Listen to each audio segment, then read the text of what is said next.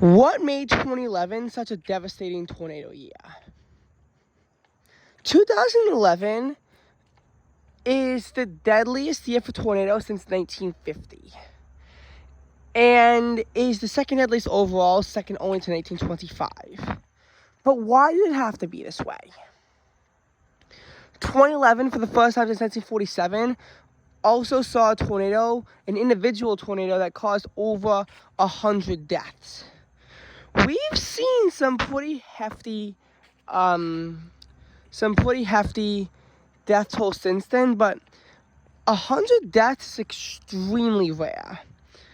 And 2011 had multiple tornadoes cause over 50 deaths. So what the hell happened? What made 2011 the way that it was? Well, for starters, we have to understand the historical background. 1925 was the deadliest year on record because a single tornado outbreak that year caused 751 lost lives. This was a tri-state tornado outbreak from March 8th, 1925. It's known for the famous tri-state tornado, the longest tornado touchdown in U.S. history that tracked for 219 miles.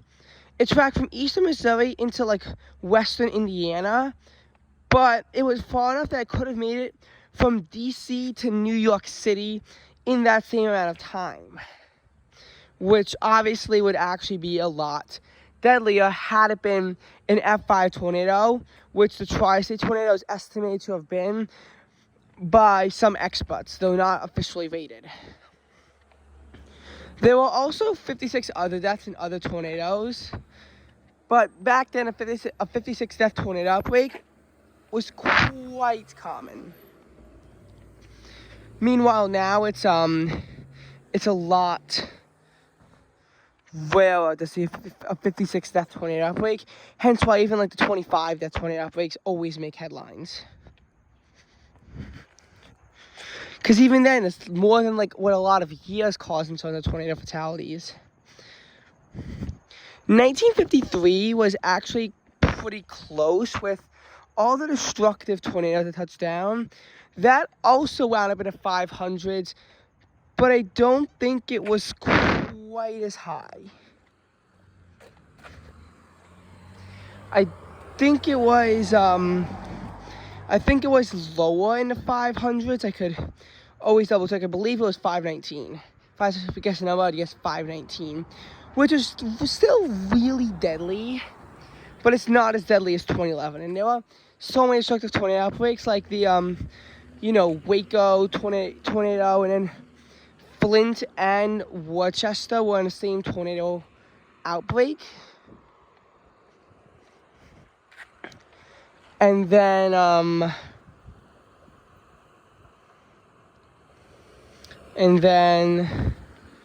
there was some other outbreaks that went on. I know the Vicksburg tornado and that outbreak wound up being the deadliest in December at the time until 2021. So, again, but we've done enough beating around the bush. What made 2011 so deadly? And what also makes it stand out to other recent years that we think are deadly? Well, so the year started off pretty calm. 2010 did see the New Year's tornado outbreak extended to 2011, but all the deaths occurred on New Year's Eve 2010. There were no deaths in 2011. So you can't even cite that. And there was very little tornadic activity until you head into April. But April saw 5 major tornado outbreaks. However, 2 of them went without fatalities, and the other one only saw 1 singular fatality. So it's hard to exactly cite those as examples of why 2011 turned out to be so deadly. Because the tornado outbreak of April 4th to 5th wound up only killing 1 person. The tornado outbreak of April 9th to 11th didn't kill anyone. And the tornado outbreak sequence of April 19th to 24th also wound up not killing anyone. But there were 2 other outbreaks I need you to understand. So the latter 2 that I mentioned that didn't cause any fatalities saw EF4 tornadoes. But in one case, the EF4 was a satellite tornado. It was a It was an EF4 that did not track very long and did not do much damage at all, or even injure anyone. The injuries were from other tornadoes. However, the other EF4 tracked through a big city, but it was still really sparing in its impacts, and I've even looked into why the 2011 St. Louis tornado wound up not even, like, doing any damage. Oh, no, it did damage, but why it didn't really wind up killing anyone.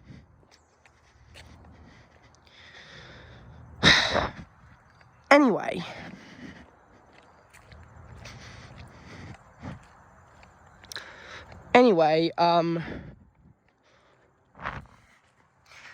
2011, in the middle, though, to the April 14th to 16th outbreak, and while it only went to EF3 tornadoes, there were a lot of EF3s, and not only were there just a lot of EF3s, but they were all in densely populated areas, mostly across North Carolina, as a matter of fact.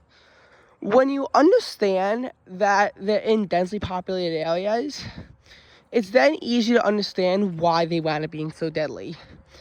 All in all, 38 deaths were confirmed as a result of this outbreak, which is really significant on its own, but in 2011 terms, that wasn't even that bad. And that's because of the super outbreak. It caused 324 deaths, 316 on April 27th alone, and here's the big reason why it caused so many deaths. The biggest thing is over 1 million customers, mostly like in Alabama, because Alabama would see 238 deaths, lost power in the morning line of storms, and their phone batteries ran out. With no possible way of receiving communication, the tornadoes wound up striking practically as if there was no warning going on. And because there was practically no warning, because people didn't hear the warnings, when those EF4s and EF5s came up, people did not know. Tuscaloosa, 64 fatalities. Hackleburg, 72 tornado deaths. Rainsville, 25 deaths. Smithville, 23 deaths. And there's more to the story than just those. Some 9-death tornadoes received practically no coverage simply because of these other very disastrous tornadoes that struck down that day. There were plenty of other tornadoes I'm forgetting that also caused over 20 deaths.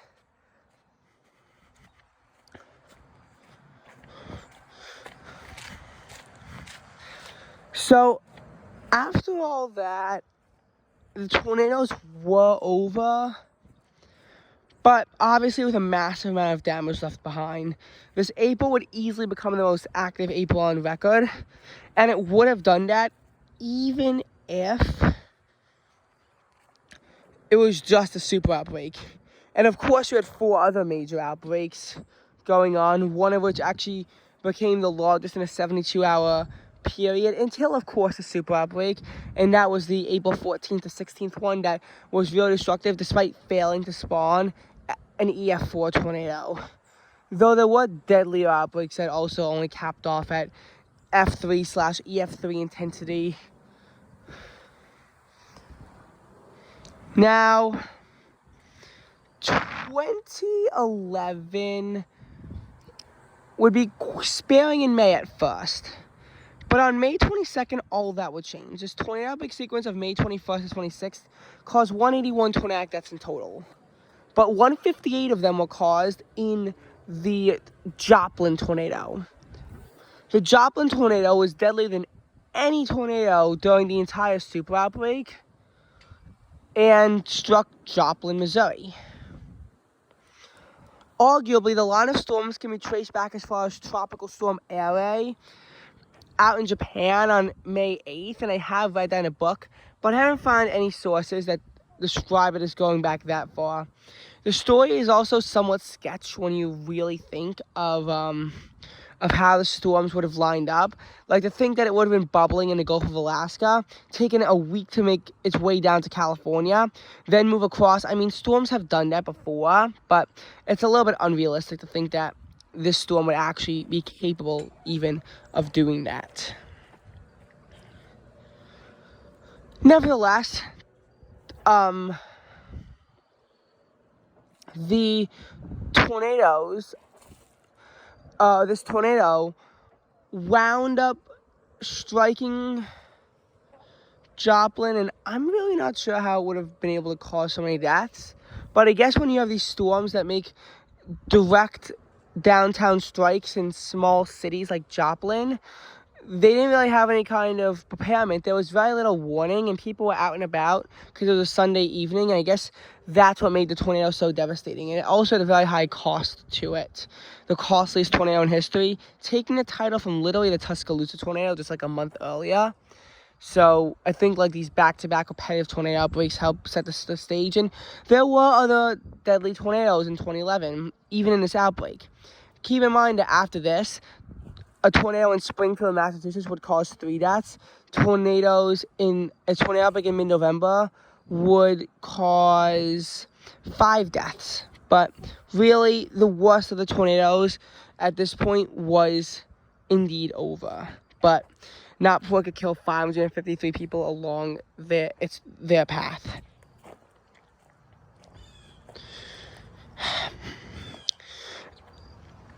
Now, obviously 2011 was not the only year in American history that had super devastating tornadoes. But it was largely their repetition in large numbers throughout multiple outbreaks and multiple devastating tornadoes in an outbreak in one infamous case. And also the fact that the second largest amount of tornadoes didn't help. Although the year with the most amount of tornadoes, 2004, interestingly only had 35 fatalities in the U.S.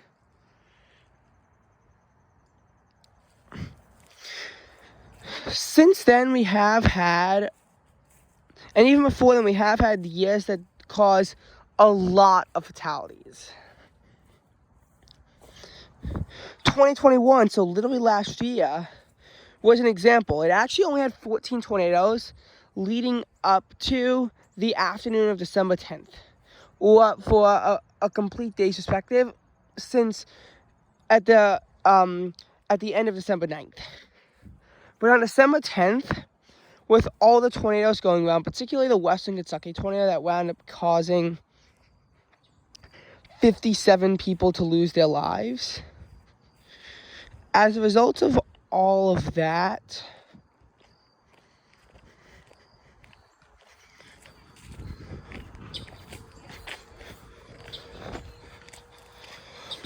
what we wound up seeing was